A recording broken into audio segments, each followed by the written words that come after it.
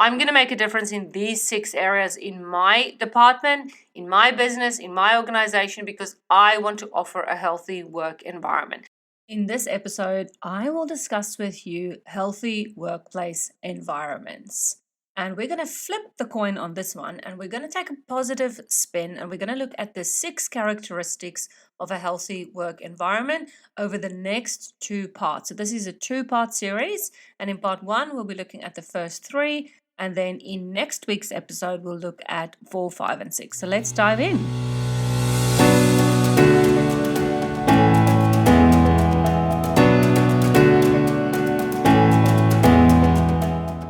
Leading as a woman is tough, but leading as a woman of faith is next level. However, it doesn't have to be that way. God has called you into this leadership role because He says you are worthy. You are His child, and if He qualifies you, who in this world can unqualify you? You might suffer from imposter syndrome and believe you're not good enough, but God says you are good enough. Hi, I'm Rika, Whelan, Christian leader and workplace culture coach, and together we're going to navigate leadership with faith as our foundation. Let's get started. Grab your coffee or water, keep that notebook and pen handy, and let's jumpstart your leadership.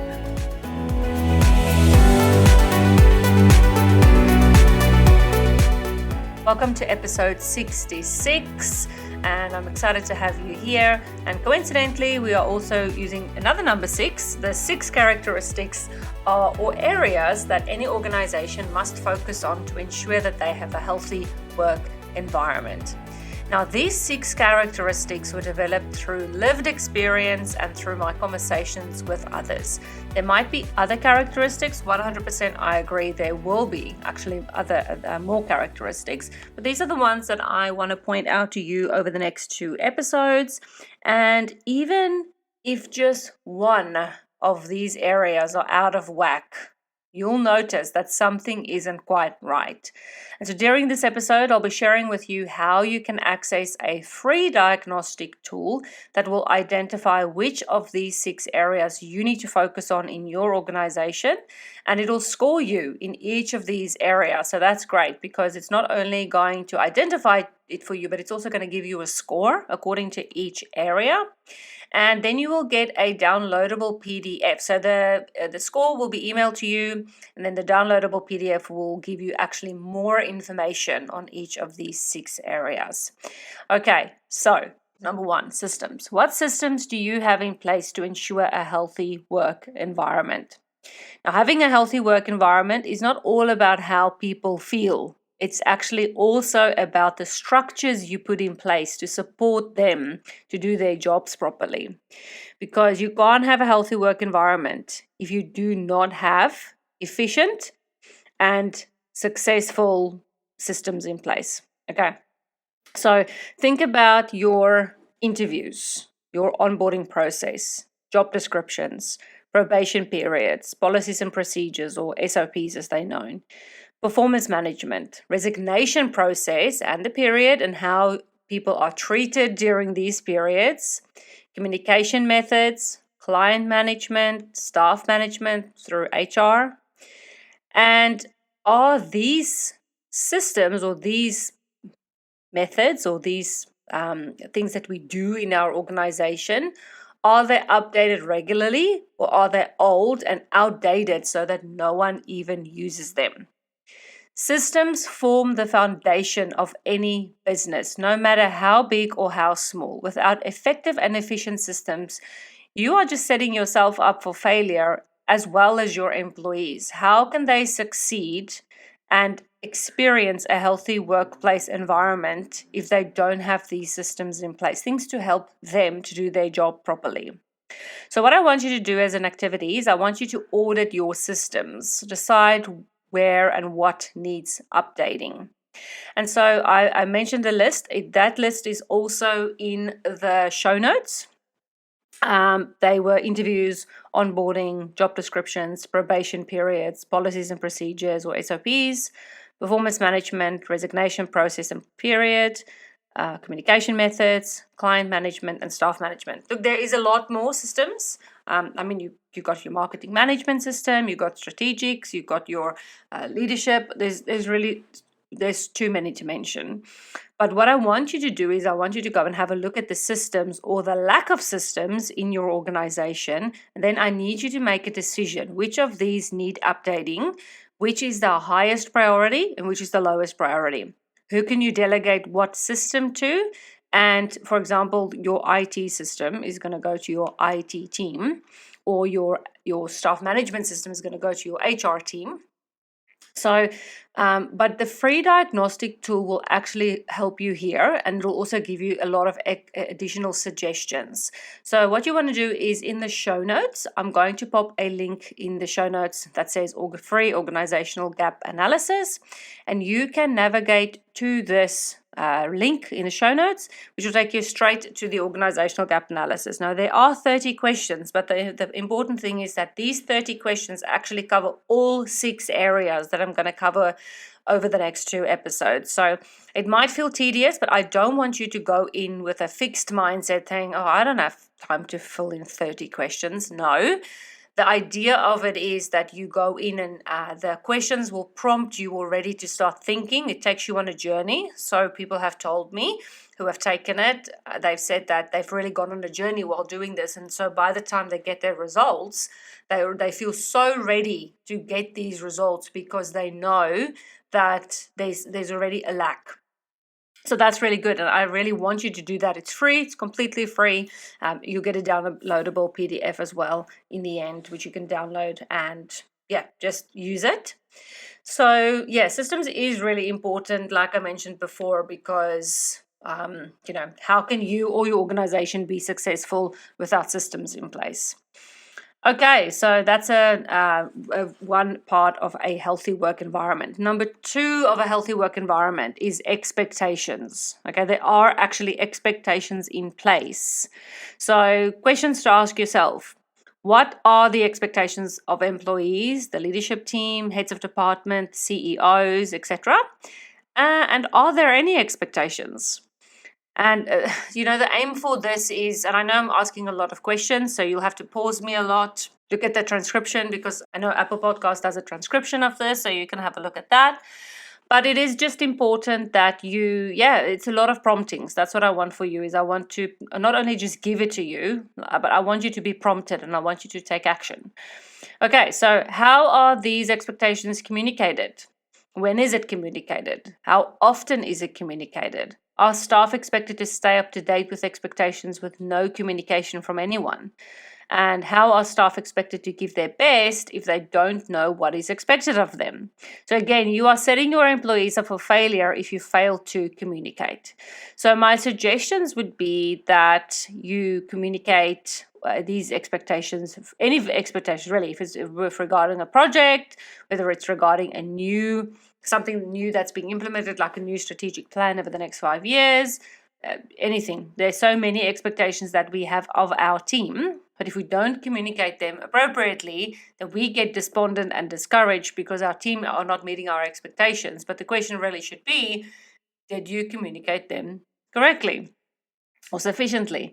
So you should be communicating it verbally in the first instance, and then in writing. Why? Because various learning styles. Some people learn and understand better with verbal, some better with writing, and some need both. Okay? If you've had a conversation with someone as well, follow it up with an email always, because it's just important for you to also keep track of the fact that you've had this communication, because if they come back and say, well, I didn't know that I was meant to do this, well, then you've got proof that you've also discussed that with them verbally and in writing. So, really just you should be communicating expectations verbally and in writing. And I know you might think, well, I don't have the time to do that, but I don't want you, again, don't get in that fixed mindset. Stay in a growth mindset. Be positive and think that, okay, I'm going to make a difference in these 6 areas in my department, in my business, in my organization, because I want to offer a healthy work environment. So first thing is systems. You're going to implement systems. Number 2 is you're going to set the expectations clear and you're going to communicate expectations constantly. You might you might think that your team's going to get sick and tired of hearing from you these expectations and that you don't trust you don't trust them. But you can say to them that it's not about not trusting you. It's about the fact that I want to be a better communicator. And for me to be able to better communicate with you, I need to set the expectations over and over again because I've not done that in the past.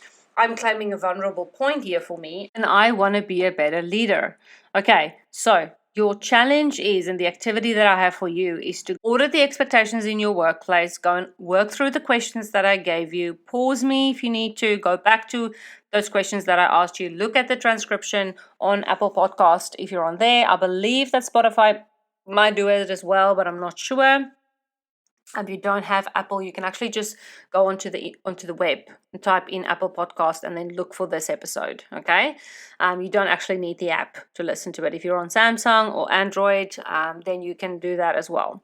So then go to the free organizational gap analysis, the diagnostic tool, and find out how you scored under expectations.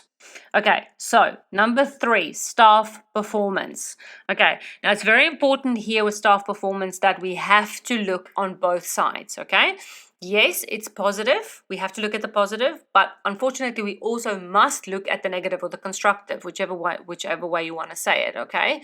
Because we're living in a day and age where we live in everybody gets a participation medal era. Okay, we've moved past the fact that the people who perform well actually get acknowledged because we feel bad for the people who didn't perform well. Okay, we can't run a business like that. People who perform well need to get recognition for performing well. Okay, we cannot do participation medals at work. It just doesn't work like that. So people, your employees need something to work towards. That if whatever that might look like. At the end of every year, I had a staff member of the year, and how we did that is we did a staff member of the month. So the staff member of the month was voted for by their other employees, so by their colleagues, and by the clients. So the clients had an opportunity to vote as well for staff member of the month because they knew the team members very well and they were quite involved with them on a day-to-day basis. Then at the end of the year, everybody had another vote, so another opportunity to vote for staff member of the year. But then what I did is I also tallied all the votes from January to November, then plus all the December votes, and then that would actually give you the staff member of the year. And people felt that it was fair, and it was kind of obvious who was going to win, especially if you saw who got all the votes throughout the year. But the thing is, people were motivated to work for that. And some people did express that, I'm working so hard, but nobody's acknowledging me for that. Well, then I implemented a system where on a monthly basis, people could bring to the table something that they're proud of, that they've done that month, that stood out to them.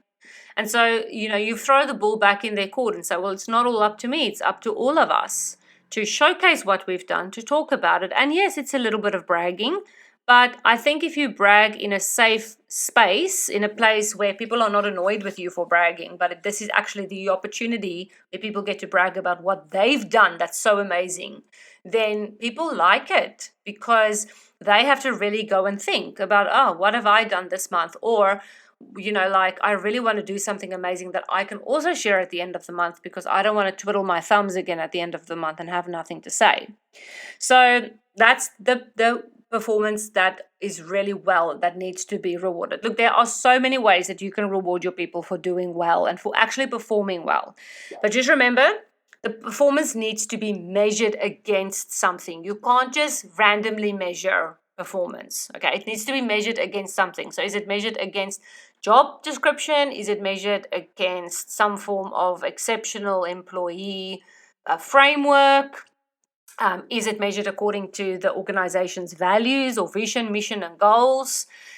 This is something that needs to be decided. People need to know, okay, if I show integrity, if that's one of the values of the organization, if I show integrity this month or continuously, because you obviously can't just show integrity in 1 month, it needs to be continuous, then I'm doing the right thing, and that is measured. It's something that can be rewarded. Okay. And yes, people shouldn't just be doing things to be rewarded. I mean, let's be honest. But the thing is, why do people, I don't personally play the lotto. I hope that's the same thing that it's called in all the countries. Like I don't gamble. Let's say it that way. But why do people gamble? Why? Because there's a potential reward at the end.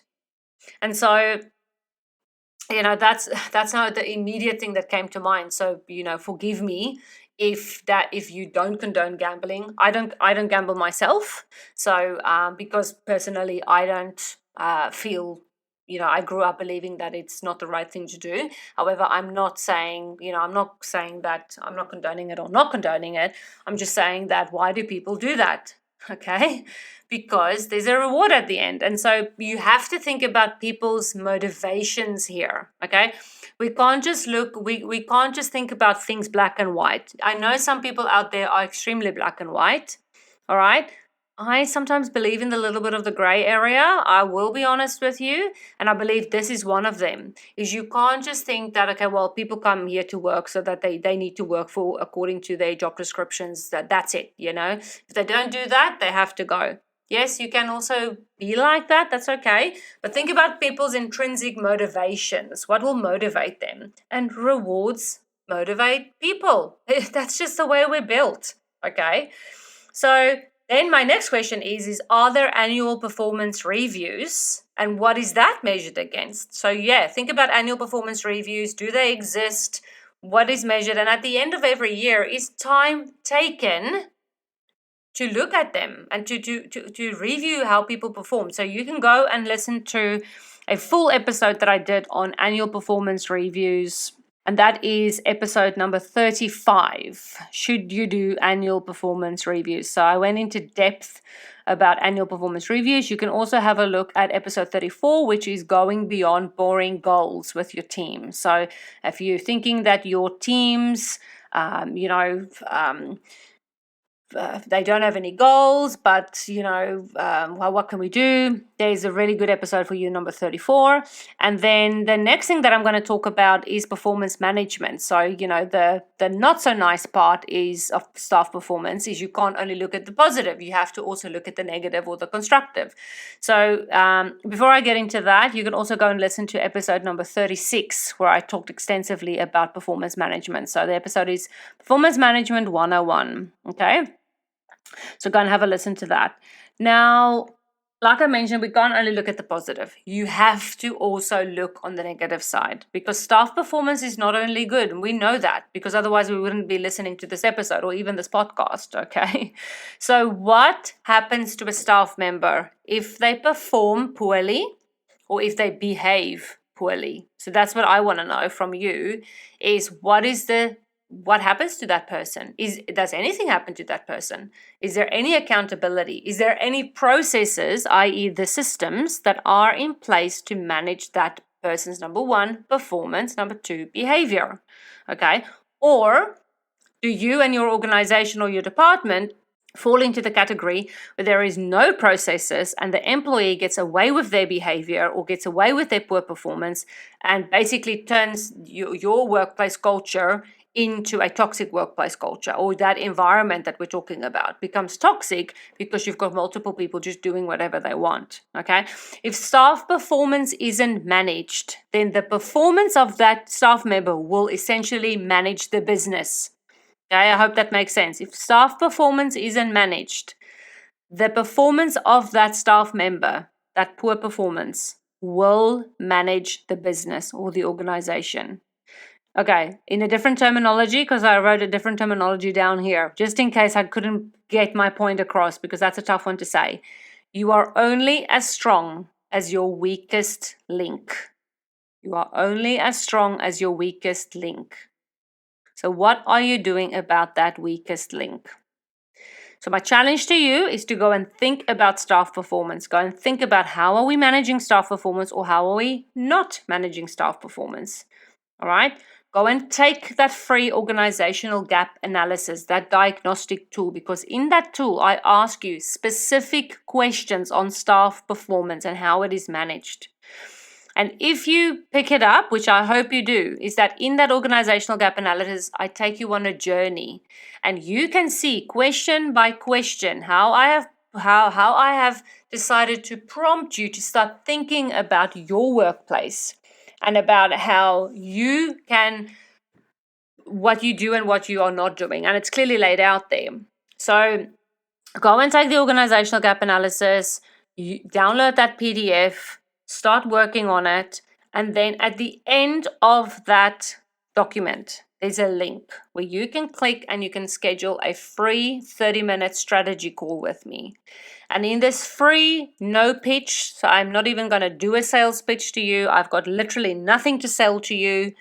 We're going to do a 30-minute strategy session where we're going to talk about the results of your organizational gap analysis. You'll also be able to see the other 3 characteristics, which I'm going to talk about next week. Okay, so come back next week where we're going to talk more about that. But you can schedule a call with me and we can talk about your results. Okay, we can talk about where you scored high, where you scored low, and what are your next steps moving forward. So if the first thing that you need to concentrate on is staff performance, then let's talk about it. Let's talk about what you have in place and what don't you have in place. What is your crucial next steps to starting to make a change in your business? And that might actually be to go and talk to your line manager, to start thinking about those systems that you don't have in place. Start thinking about those processes that you don't have in place. Think about the fact that because there's no expectations to manage staff performance, people know that they can just do whatever they want. And therefore, they are managing the business and not you. They're managing the organization and not the CEO. So yes, let's do that. So the link is in the description below or in the show notes below. Go and click on it. All right, I will make sure that it's also on my website. So go to womenoffaithinleadership.com and that'll take you to a page where you'll see my full website. So it's womenoffaithinleadership.com will take you to the page of the Women of Faith in Leadership podcast. However, you will also then be landing on my whole page, which is Workplace Culture Hub. Okay? On the Workplace Culture Hub, you will see a link where you can click on the free organizational gap analysis. Obviously, the link is in the show notes below. But if you want to go and check out my other free resources, go and download. There are multiple other free resources on my Workplace Culture Hub website. All right? Just go to womenoffaithinleadership.com. The link will be in the show notes below. It'll take you to my website, all right, the podcast website. And if you just see at the top, there's a menu where you can explore further on the rest of my website, okay? So go and do that. But number 1, do the organizational gap analysis. Schedule your free strategy call with me. And then work through these questions that I gave you, because I gave you a lot that you can start working on today. But have a positive and growth mindset when you work through these. That is crucial for you, because if you're just going to look at it and say, oh my goodness, this is too much, I can't deal with this, then you're never going to be able to make a change in your organization. So I need you to have a positive mindset. I need you to have a growth mindset, because after all, that's what we're expecting of your team. So if you're expecting it of your team, I need to expect it of you as well. Okay, so I cannot wait to talk to so many of you. I know I've got a lot of listeners. I'm really hoping that each and every one of you will take the opportunity to take that free organizational gap analysis and book a call with me. It's free, okay? Now, you will see the times on the call. It might be a bit odd. It's because it's in the school hours that my kids are in. So, if you're in America, then we're going to have a 12-hour time difference, and it might mean that you have to have your strategy session at 9:30 at night, okay? I can make some exceptions, especially on the nights when my husband's not here and he's working away, which means, because I work in our bedroom, that's my office, and this is where I do podcasting. So I obviously can't do any of those strategy calls when my husband's sleeping. Okay, so this is you guys getting to know me on a more personal level. So yeah, book a call. If none of those times suit you, then just email me at support@rikawhelan.com and we can organize an individual time with you. Okay, guys, ladies, I love you and I hope that you enjoy the rest of your week. And I cannot wait to talk to you again next week about the other 3 characteristics as part of this 2-part series. All right, bye.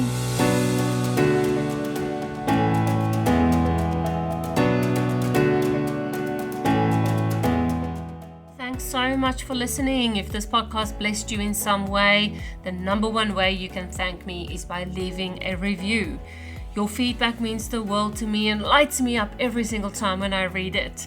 And it makes me want to keep going. So please leave a review, and your review will also help other Christian women in leadership find the answers they are looking for. So whether you're on Spotify or Apple Podcasts, scroll down to the review section and leave that review.